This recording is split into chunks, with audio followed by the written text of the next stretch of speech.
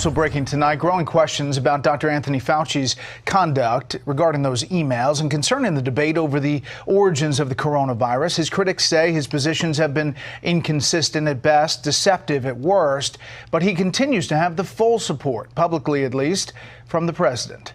White House correspondent Peter Doocy has details tonight, live from the North Lawn. Good evening, Peter. Good evening, Brett. President Biden campaigned on a promise to hire Dr. Fauci and fire Donald Trump. But now there are new questions about what kind of counsel Fauci was giving the former president, as there are new calls for him to be fired. I mean, how many more times does this guy need to lie before he's ousted? This is Senator Marco Rubio's problem. Fauci has repeatedly demonstrated a history of moving goalposts when it comes to public health, withholding facts that don't conform with his own narrative, and issuing inappropriate personal judgments that distort the truth.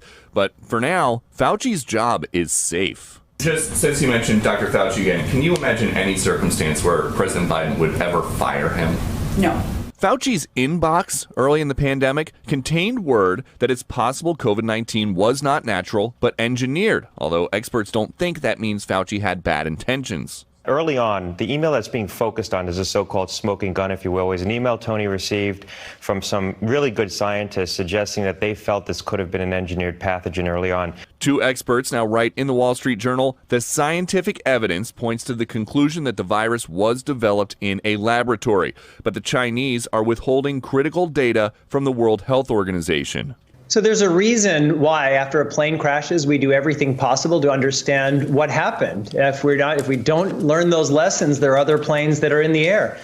For all we know, the next pandemic is just around the corner. The White House has been diplomatic about the lack of cooperation so far. I have personally, and we collectively, have been quite vocal about our view that there needs to be a second round to this investigation that truly gets to the heart of the matter, which is the original data and original information that is still being withheld by China. And our hope is that in the coming months, we will see a credible international investigation progress, including in respect to those items. But that might be tough. China has basically already said they think their part in an international investigation is done. So why is Jake Sullivan still here saying he thinks it's possible that they're going to provide the preliminary data? Well, I don't think we just give up that easily. We are going to continue to press in coordination with the international community.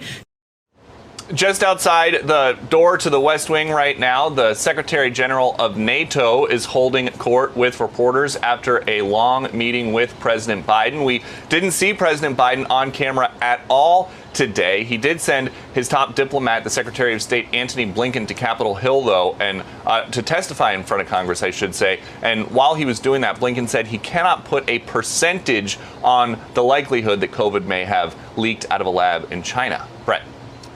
You know, Peter, a bit of a stir that President Biden or the White House did not put out a statement, a tweet, or a post commemorating D-Day.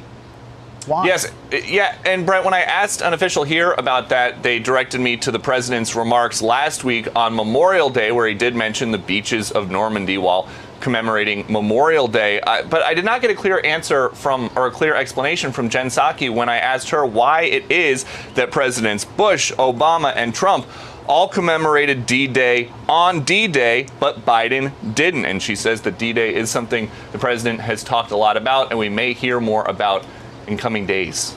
Brett. Okay, Peter Doocy live on the North Lawn. Peter, thanks.